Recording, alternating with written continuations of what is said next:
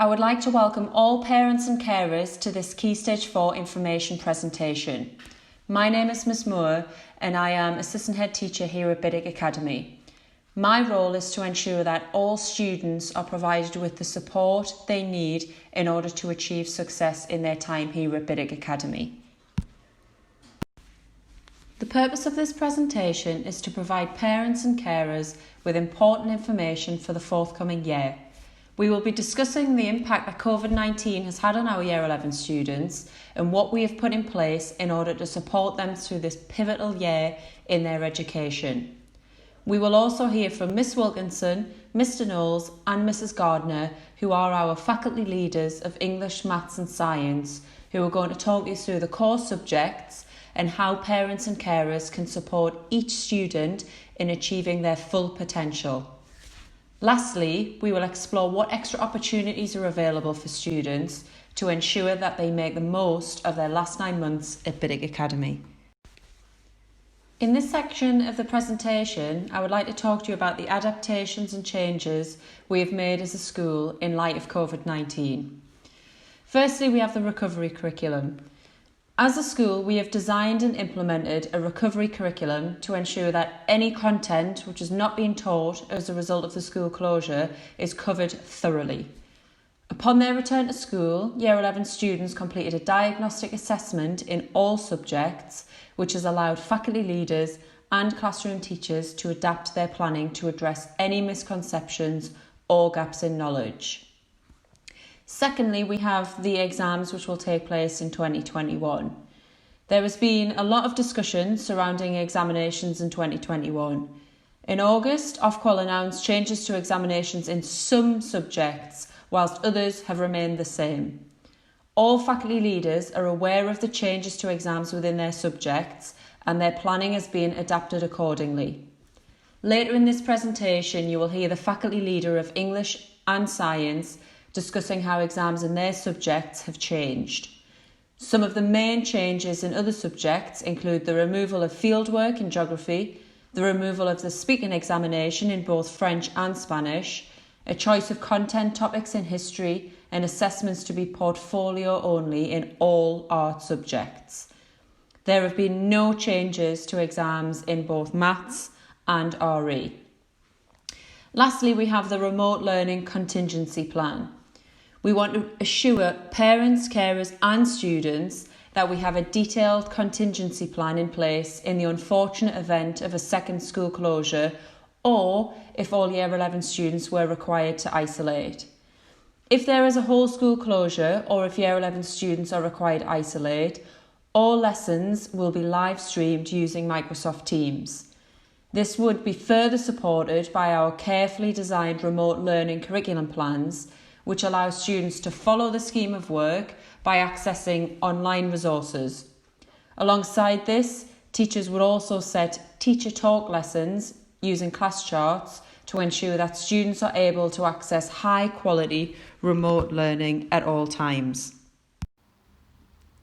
Attendance is absolutely essential to success, and whilst it's difficult currently, especially with students self-isolating or perhaps taking more care with colds and so on, where it's possible to attend, students really must attend. It can make a huge difference. Research suggests that 17 missed school days a year means a 1 GCSE grade drop in every subject. There is more data that supports the importance of attendance. Attendance which is greater than 95% shows that 80% of pupils achieve at least 5 GCSEs, including English and Maths. Less than 90%, however, and that percentage of students achieving drops to 53%, and less than 80% attendance leads to data that says 39% of pupils achieve. So it really is a huge difference. And remember, with attendance, if we think normally if we take an exam or a test or something similar, most people are quite pleased with 90%, with 85%. In terms of attendance, that is just not good enough. good attendance at Biddick Academy is at least 96%. That is what we need to aim for. So please, if there's any way possible to try and keep attendance high, then do so, because it's absolutely linked to success. At GCSE, students are now assessed on a grade 1 to 9 scale, with grade 9 being the highest possible grade a student can achieve. As you can see from the image, a grade 4 is a standard pass at GCSE and is broadly the equivalent of an old grade C, and grade 5 is a strong pass. A grade 7 is the equivalent of an old grade A, with a grade 8 being the equivalent of an old A star. Grade 9 is the very top performing students across the country in each subject. You can also see from the image that subjects are broken down into 3 categories, also known as baskets. English and Maths make up the first basket, and both subjects are double weighted. The second basket is made up of 3 EBAC qualifications, such as Science, History, Geography, Languages and Computer Science. The final basket consists of any open group subject, which includes any of the remaining EBAC subjects and other GCSE or vocational subjects. Hello and welcome to the English section of tonight's presentation. So in English, students get 2 GCSEs, 2 separate GCSEs, both with the AQA exam board. The first is in English language and the second is in English literature. I'm going to talk about English language first. So for English language, there are 2 exam papers that students sit at the end of year 11.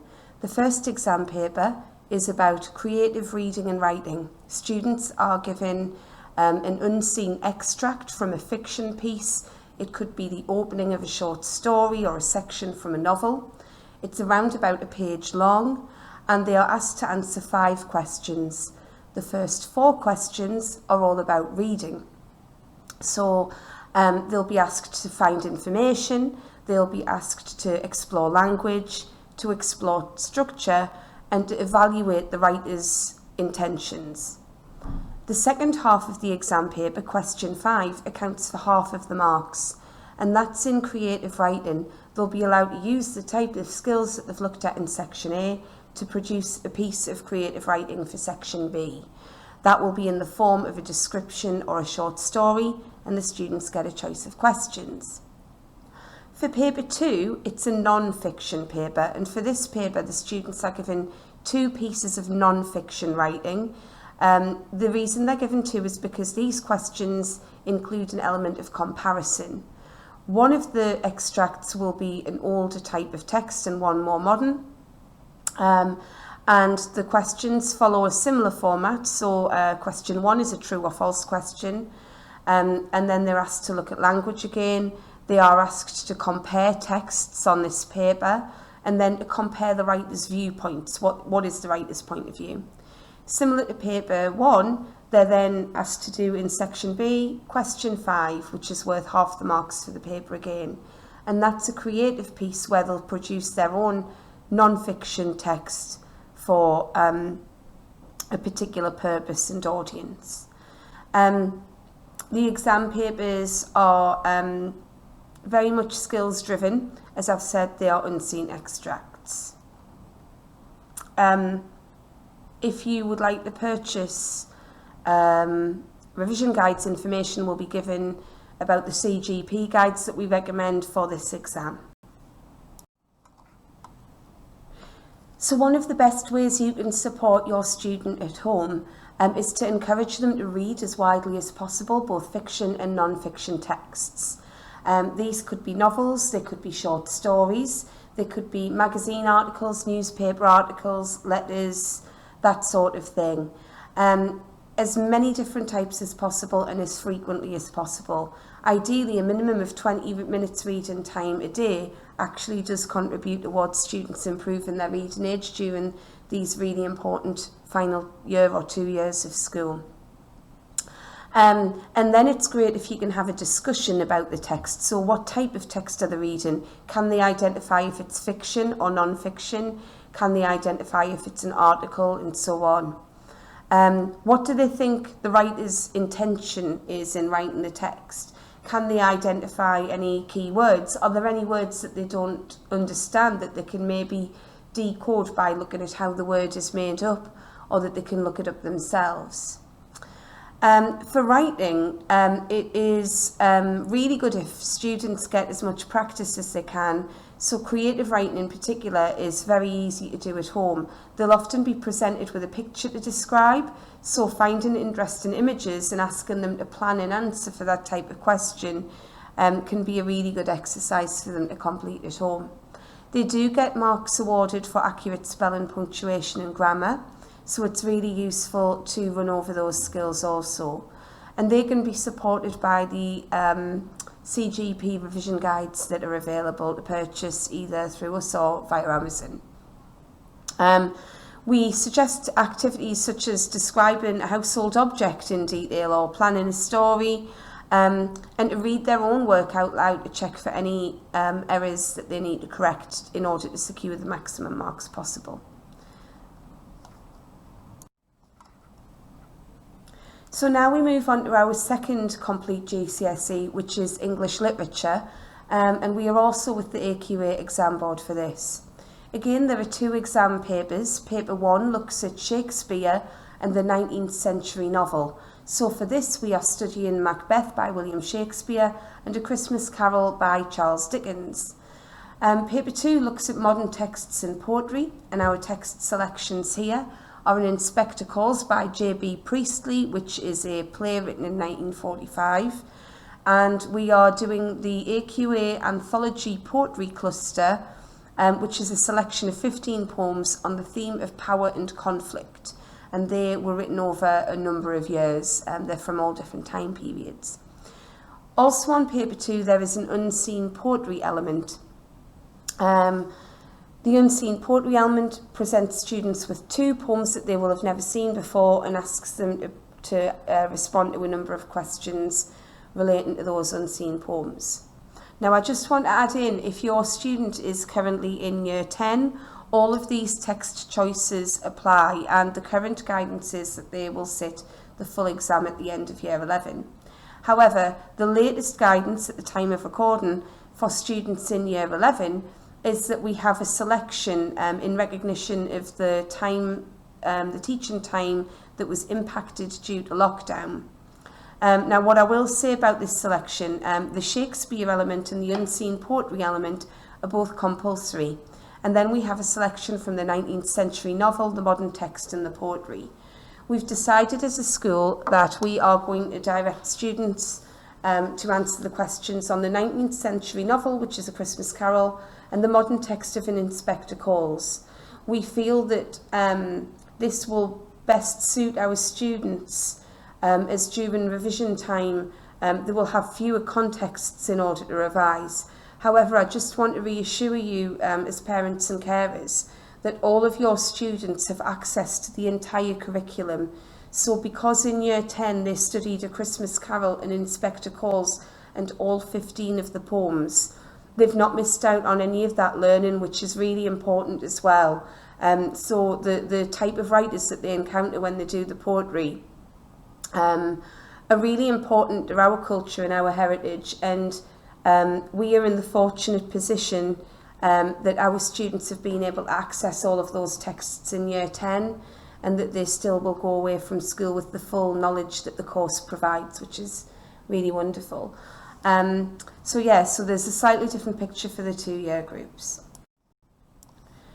So to support your student at home for English literature, really regular revision is essential. The way that we've structured our curriculum is to allow students to regularly revisit the texts in the form of flashback lessons that take place once a fortnight, where students return to a previous text that they've studied, flashback starters that they do every lesson, and also through our homework structure, which again enables students to revisit texts that they've previously studied. The reason for that is science and research has proven that to learn, we need to encounter things multiple times over a period of time. And in literature, we read a lot, and these are closed book exams, so the students don't take any of these texts into the exam with them. They don't take notes or annotations with them. That doesn't mean that they need to memorise the whole text, not at all. It means that what they need to know really well is what is the plot, what's the story of each text, what's the context of it, what was going on when the text was being written that's important to that story, maybe a little bit about the writer's history, and then some important quotations and character knowledge as well. So they need to be able to carry quite a bit of information in their heads for all of these texts. And the way that we're structuring the curriculum is to help them get that knowledge over time. So it is really important that from the beginning of the year, students are revising, they are doing the tasks that we are setting them at home to memorise sections of knowledge organisers, and that's something that you as parents and carers can really check up on. You can access class charts to see what they are being set each week, and you can support them in the sections that they need to memorise for the homework tasks that they'll do when they return to school the following week. It's useful to have conversations with your student about what they're reading for literature, so if they can talk about it, they can write about it. They might summarise the plot, the storyline of each text. You might discuss their opinions about different characters or different aspects of the storyline with them.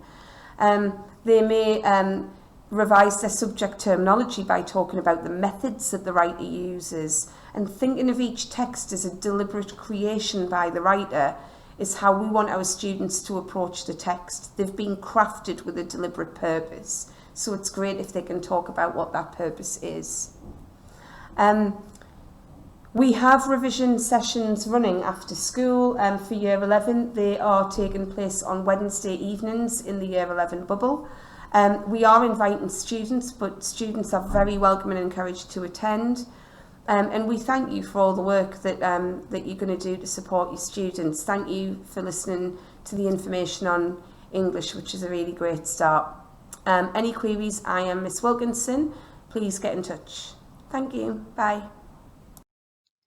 Hello everyone, parents, carers and students of Biddick Academy. My name is Mr. Knowles. I'm the Maths faculty leader, and it is my distinct privilege and honour to take you through the GCSE in Mathematics over the following few slides in this presentation. We're going to talk about the content of the course. I'll talk about what opportunities there are for after-school learning, and I'll talk to you about how the GCSE in Mathematics is assessed. I'm going to start with this distinctly uninspiring slide which details the content of the courses which we offer. So we offer the foundation course where students can achieve up to a grade 5, and we also offer the higher tier course where students can achieve up to a grade 9.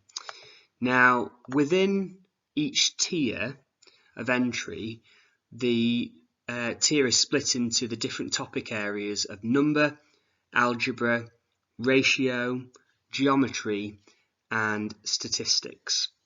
Now you can see the percentages I've highlighted. In foundation in particular, there's a heavy weighting towards number and towards that unit area of ratio, proportion and rates of change. We've seen a big increase in the proportion of, no pun intended, of questions directed towards ratio, proportion and rates of change over the last couple of years, with some really tricky problem solving questions contained within that area. And we've also got number, which historically has always had a big role to play in the foundation tier exam, and topics within the number units could be things like fractions, decimals and percentages. So those are the two big areas within the foundation tier. And you can see how in the higher tier, algebra has up to a third, or is responsible for up to a third of the content of that course. It's a really important unit because actually its tentacles almost extend across the curriculum into the different areas of number, ratio, geometry and statistics, and students will be expected to almost apply their algebraic and problem-solving skills to those different topic areas as well. So algebra is a big area of focus for the higher tier examination. Now, in the last few years, there's been a real shift from really basic questions in the GCSE in mathematics to more knowledge application problem solving questions. So in our faculty, we want students to develop fluent knowledge, skills and understanding of mathematical methods and concepts. We want them to acquire, select and apply mathematical techniques to solve problems. But we want to create mathematicians who reason mathematically, who make deductions and inferences and draw conclusions. We want independent thinkers. Gone are the days where the students just get a question, it's just a basic question and answer. The students will really have to decide which mathematical skill to select and then apply that skill or that knowledge appropriately, because we want students to comprehend, to interpret and communicate mathematical information in a variety of forms appropriate to the information and context. So I guess what I'm saying is the GCSE in mathematics has really moved on, and there's a heavy emphasis on problem solving now and knowledge application, which is why our curriculum is really geared towards a depth of understanding and almost mathematical mastery.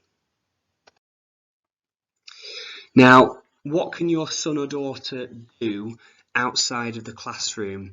Well, what I always say to students is, whilst we have 4 lessons of maths a week, given the circumstances at the moment in particular, it's going to be really important that students are independent and resilient and take ownership and control of their learning and their future. And after school learning is going to be a really big part of that. So I would really advise all students to get a GCSE mathematics revision guide. You can also get workbooks as well, which have questions which the students can answer. This is an example of a higher tier revision guide. We do offer these through school, so you can purchase these through Biddick Academy. We'll send out letters very soon. So I'd advise your son or daughter acquiring one of these revision guides. We also provide students with Hegarty Maths logins. So you might be familiar with Hegarty Maths. It's our online platform for independent study. Now, this is a really beautifully presented piece of work from one of my favourite students last year. I know we're not supposed to have favourites, but this student was an excellent student who was very conscientious, like a lot of students are at Biddick Academy. You can see how this student has answered the questions, they've written down the examples, they've even added in top tips as they've gone through the videos on Hegarty Maths. It's a really good tool for students to independently learn certain topics or to consolidate the learning from lessons. This was a tool we used throughout school closure and lockdown because students could access this from home and go into real depth in their learning outside of the classroom.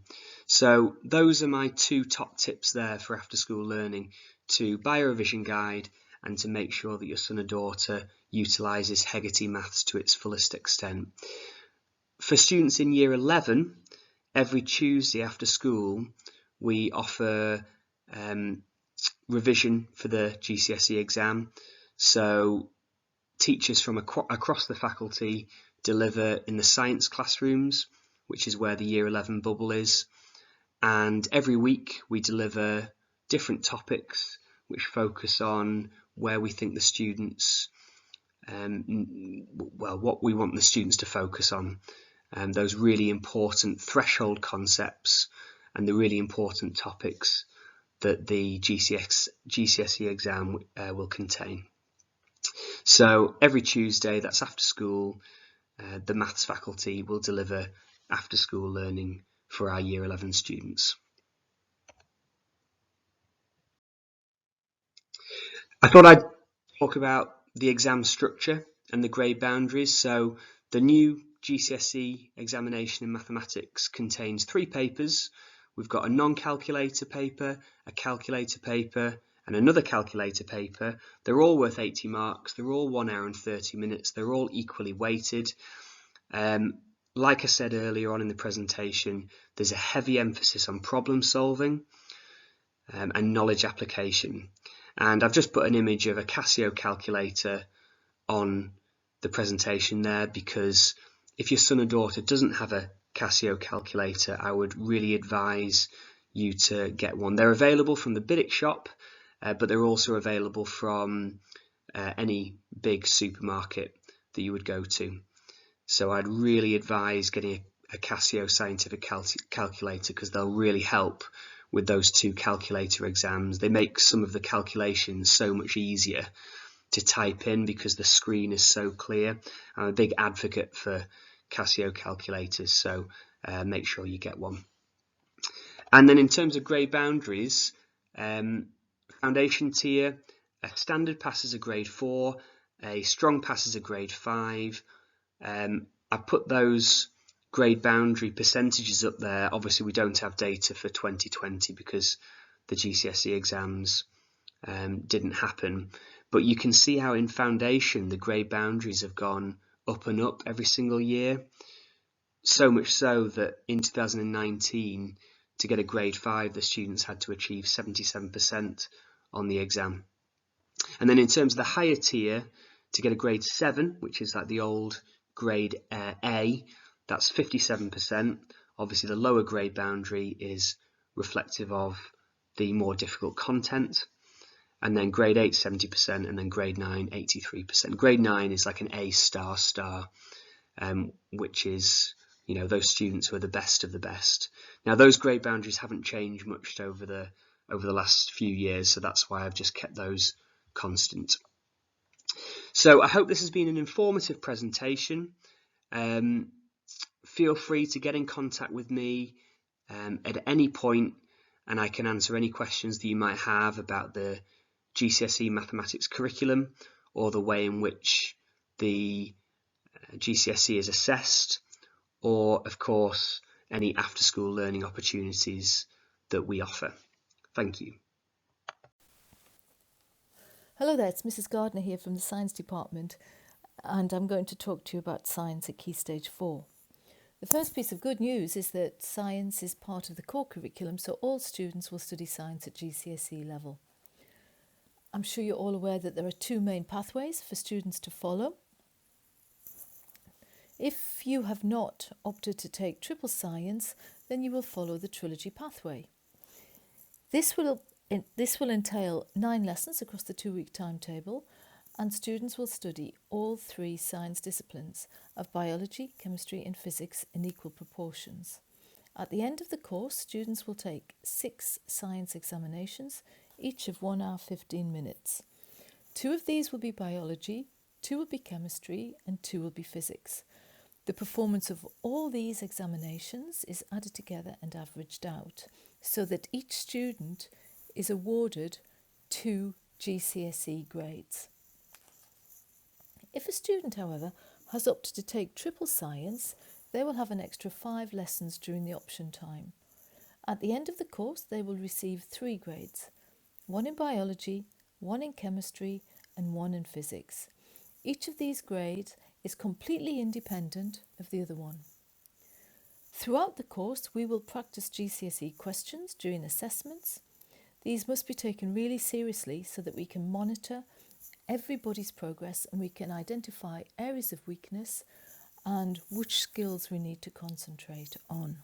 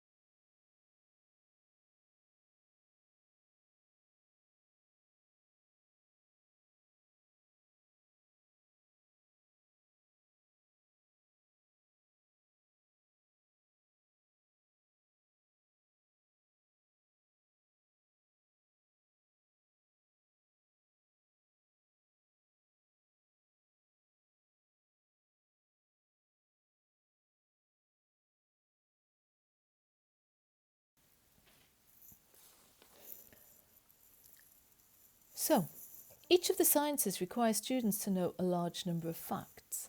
It is a very content-rich course. These are all fascinating, but it is essential they're learned thoroughly. So it's never, ever, ever too early to prepare for terminal exams.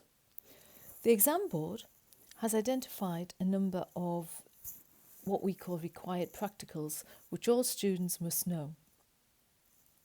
In response to COVID-19, the examination board have said that Year 11 students no longer have to perform the experiments themselves, but they must know about the procedures and be able to respond to questions about them. This has freed up some time during Year 11, but it means that these topics, which include the required practicals, must be an important area for everybody to focus on. So, what we need to consider is what is the best way to prepare for success in science. Firstly, remember it's never, never, never, never too early to start, and now is a really good time for those of you who haven't started to revise to do so now. Secondly, little and often is much better than doing some sort of marathon cramming session the evening before. Students today are actually, in many ways, they're quite lucky because there are a wealth of resources available to help. Some of them are actually included on this slide, and please have a look at all of them, see which works for you. However, make sure that you continually plan your time carefully, revisit the topic, come back time after time after time and consolidate learning to make sure that you really have got it sorted and embedded in the brain. I would suggest you use Educate, set your own questions and see your own progress. It would be a real boost to get more and more questions right. Getting the questions wrong is not an issue, but please make sure they're repeated until the correct answer is known. Listen regularly to free science lessons. These are short and full of key points, your very own science friends, and it's really just at your fingertips. You could try listening to them 5 minutes at breakfast time, with a cup of tea when you come back from school, or really just before your planned relaxation activity. Make sure you succeed by following a rigorous revision plans. And of course, the old favourite that we all like is we must learn our physics equations, because they are a key to gaining, well, even if just a handful of marks, you must learn your physics equations. If there's any questions that you need to ask, then you can see me or your science teacher. Thank you.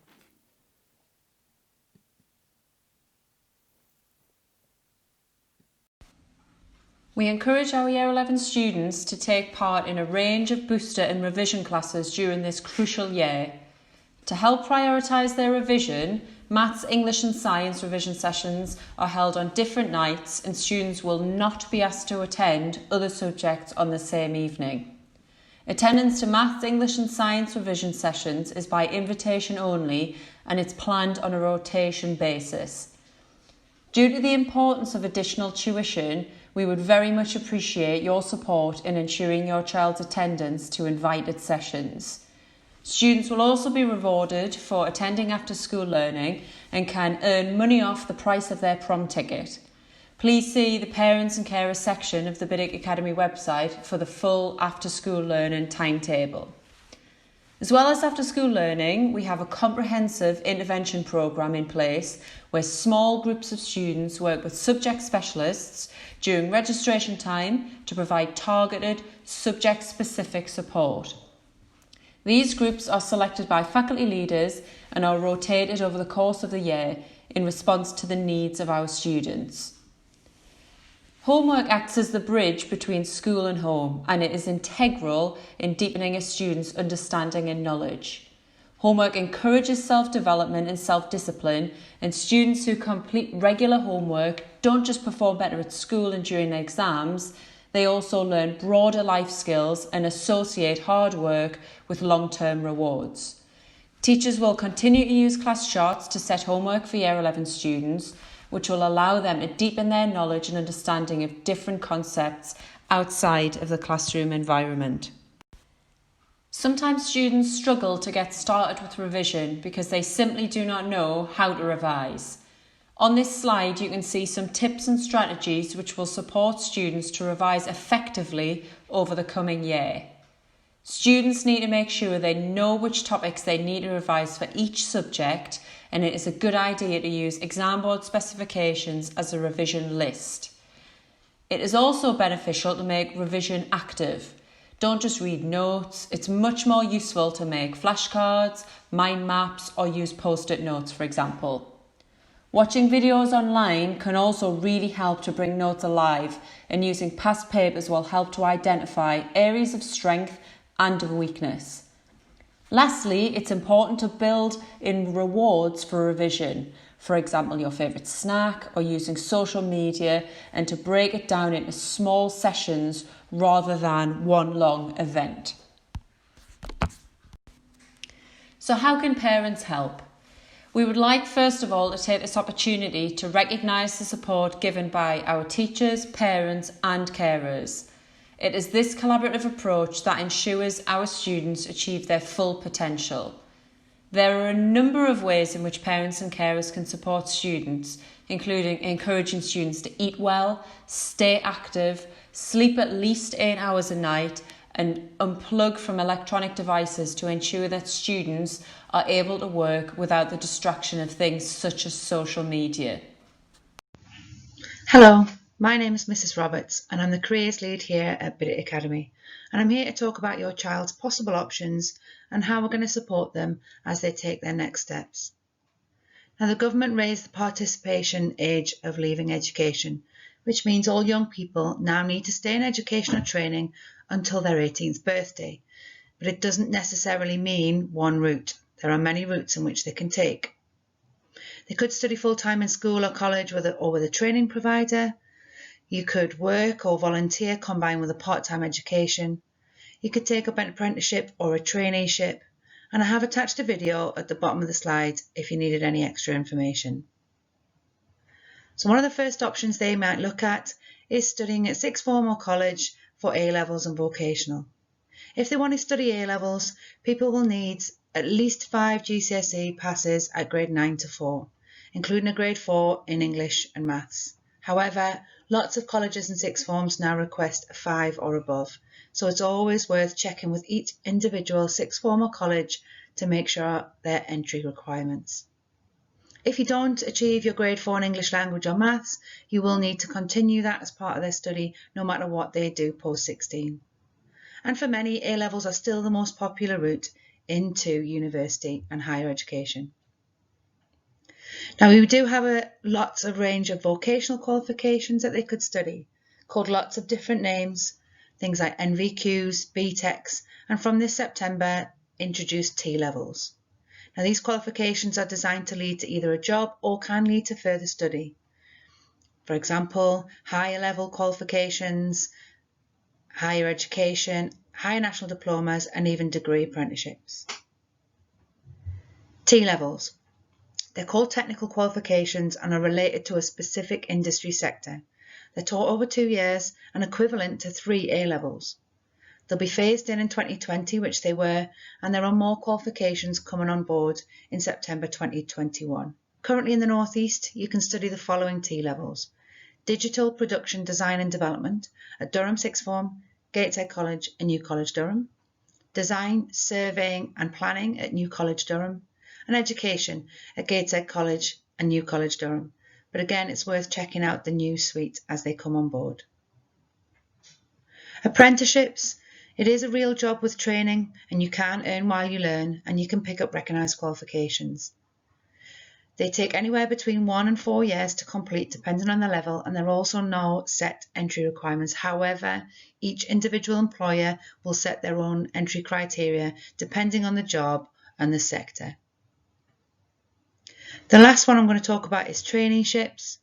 Traineeships are a scheme to get young people the key skills and experience they need to get a job. Anyone who doesn't get work preparation training and maths and support, and they will get that through a traineeship, and it's an ideal opportunity to get a job and currently lack the skills and experience in. And like an apprenticeship, employers aren't required to pay anyone taking part in a traineeship, but may support with expenses such as transport and meals. And to find out more, you can contact local providers and local colleges to see if they're offering any traineeships. Please do watch the video below if you need any more support. 2020 has been a very interesting year so far. Here at Bidit Academy, we want your child to be aspirational in their next steps, and we have a full Year 11 programme that will offer guidance and support. One of the first things we're doing is getting institutions into assemblies. We're not running full assemblies at the moment, so what that will look like will be zoomed in assemblies into their form rooms in the mornings. I'll also be sharing out information about open days and open evenings. Lots of these are virtual and you'll have to book on, but some of them are in person. And again, I suggest you look at the individual websites of the providers to get booked on. We have loads of staff in the school. They are a wealth of information. You can ask the staff in a certain subject what it would take to be successful in that subject. Your child could ask the staff about general guidance and support, and they could ask about careers in terms of using that subject specialism. We also have our IAG programme, formerly called Tutorial, which is geared towards you leaving. What that means is we'll make sure you have CVs, you can write letters of application, you know what it takes to apply online. Every student in Year 11 will be given a one-to-one personal careers advisor meeting. That'll either be with myself or a guy called Mark Rowlands from Together for Children. This is a half-an-hour confidential meeting to discuss options and interests and to begin to put a short, medium and long-term plan in place to make sure of success. So what does your child need to do? We do need them to succeed in their exams. What we mean by that is just try their very best to get their best grades. The higher they can get their grades, the more options they will have and the more doors that will open. As an academy, we're going to be looking at developing employability skills. Things like leadership, problem solving, teamwork are going to be skills that will put our students above other students with the same grades. In lockdown, we launched the Teams Future Skills Work. If they didn't complete it during the lockdown at home or in their bubble groups when they came into school before summer, the group is still open. The code's on the slide. Within that, there are series of sessions looking at different skills, different research methods, and just exploring careers and employability. I do suggest they listen to all advice. They don't have to take all advice, but they should listen to it and take it on board. And do their own research, making their own decisions. It is going to be them that will be sat on the seat in that provider for the next 1, 2, 3 years. Attend those open evenings and as many as possible to get as much information, and of course it's important that they attend their one-to-one careers meeting and they have a form to fill in before they have that meeting. At the bottom of the slide I've left a few web addresses. One is my email address, so you can always contact me if you've got any questions or queries. There's some stuff on about apprenticeships, and there's the Learn Alive Your Choice programme, which was run by the Careers and Enterprise Company over the summer. A really good resource for exploring careers and options. As always, you can search information across the website and look at each local provider for their offer and requirements. If you have any questions or queries, please do not hesitate to contact me on my email address. I look forward to seeing your child in our one-to-one meetings. Thank you. We want to ensure that parents feel supported, and there are a number of key contacts within school who are able to help should you have any further queries or questions either now or over the course of the coming year. Please do not hesitate to get in touch should you require any support whatsoever. As a school, we are here every step of the way to ensure that every child at Bidit Academy achieves success.